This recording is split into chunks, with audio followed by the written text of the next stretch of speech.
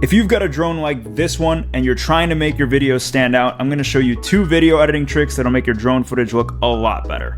We're going to be editing in Final Cut Pro today, but these concepts are applicable in Adobe Premiere or DaVinci and most modern editing software suites anyway. So without further ado, let's jump right in. So I have a couple of clips here on my timeline and I've already imported the footage and created a project. So that's the first step. If you don't already have a project set up, just get your footage onto a timeline in your video editing software. Once you've got your clips in there, you can start editing. So this first clip, let's just play it real quick. You can see I'm just filming the Drake Hotel in Chicago and my drone is slowly moving up and you can see the cars moving in the bottom. It's a pretty standard drone shot and it's nothing too crazy. I want to kind of spice it up a little bit, and the way that I'm going to do that is I'm going to add an artificial zoom. So the goal of this effect is to kind of make it look like the drone is equipped with a zoom lens when in reality the lens is fixed and there's no actual zoom happening when I filmed it. I can just add a fake zoom in the editing software. So the way we're going to do that is select the clip and make sure that the playhead is at the very beginning, the first frame of the clip. Once you've done that, you can go over to the transform menu and you're going to want to find the scale, because the scale controls the zoom of the clip. No matter you make it under 100% and then the whole screen is filled up with the black edges, or you can make it 400% and then it's super punched in. Our goal is to find a range of zoom that we're going to start with and finish with to make it look like a nice natural zoom lens is equipped on this drone. So I'm going to add a keyframe by clicking this icon, and we're now going to go to the last frame of the clip by hitting down arrow and left arrow. And once you're at the last frame of the clip, Final Cut actually shows you this little angle bracket on the bottom right, and we know that we're at the last frame. So we're going to add another keyframe. And what these keyframes do is basically they're like memory checkpoints for values in the editing software. And if we change the scale to 150, or honestly, I might even make it 175 to emphasize the zoom. And then we hit this icon with the left arrow, it's going to take us back to the first frame where our other keyframe is. Reminder, checkpoint memory system, right? It's going to go from 100 to 175%, which is our last keyframe, in a linear fashion. And throughout the entire duration of the clip, as you're about to see, it's gonna zoom. So let's play it back and see what that keyframe method just did for us.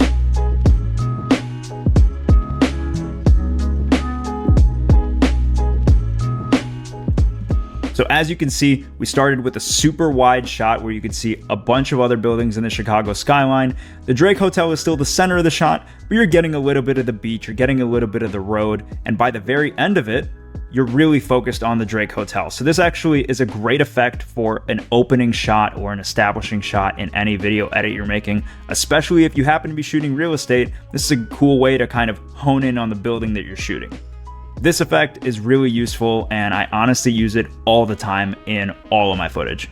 The second trick I'm going to show you guys is pretty similar to the scale zoom effect, but it's actually going to be keyframing the rotation. So what we're going to do is we have our second clip here and we're going to just select it. Once again, we want to go to the first frame. I'm going to hit the up arrow and then we see that there's this left hand bracket that signifies we are on the first frame of the clip. I'm going to go over to rotation on the right hand menu and add a keyframe. So right now the rotation is set to 0. We're going to change that later, but let's hop over to the last frame of this clip by hitting down arrow and left. We see the bracket here again. We're at the last frame.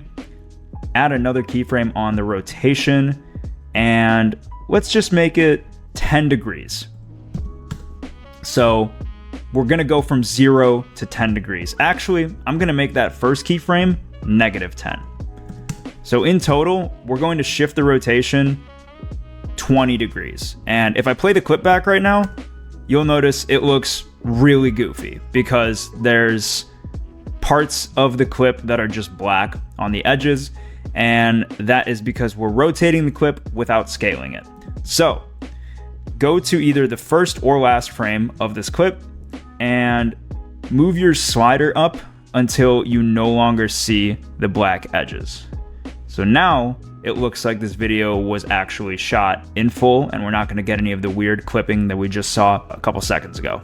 When I play it back, you'll see we have this really cool rotation effect. And because we fixed the scale, it doesn't look weird with any edges showing. And now we added a lot of cool dynamic kind of motion to this clip that just wasn't there before. I'll play back the clip without that rotation effect. Still a really nice clip. It looks good, but the rotation just kind of gives you a unique spin on things, no pun intended. And you don't really see that in every single drone video, so it's nice to just throw that in because it makes your footage stand out. Now, as an added bonus, you can actually combine the two tricks that I just showed you to get an even cooler look, right? If you want to use your existing rotation and then put a keyframed scale on it, it actually turns out pretty cool and definitely unique. So we're gonna do the same thing we did before. We're gonna add a keyframe on the first frame and add a keyframe on the last frame. And this time I'm actually gonna start with a higher scale value on the first frame so that we're zooming out. So if you're starting with, like in this case, I'll even do 200% on the first keyframe, and we're gonna leave the last keyframe at 132. We're now going to be going down in scale, which is gonna make it look like the camera was zooming out when we filmed it. So combine that 20 degrees of rotation with 70% of scale, we're gonna have a lot of new motion added to this footage, and it's gonna look a lot more dynamic than it used to. So here's the final result after combining the two methods.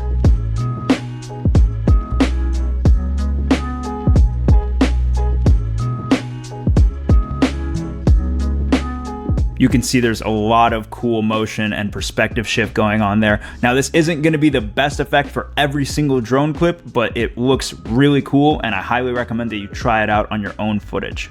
That's all for this video. I hope you learned something new today, and feel free to jump into your video editing software and play around with keyframes and scale and rotation, and maybe even add a couple more throughout your clip and see how that affects it, because there's a lot of cool stuff that you can do with this, and this is just barely touching the surface of how to use a keyframe. With that being said, I appreciate you watching this video, and I'll see you in the next one.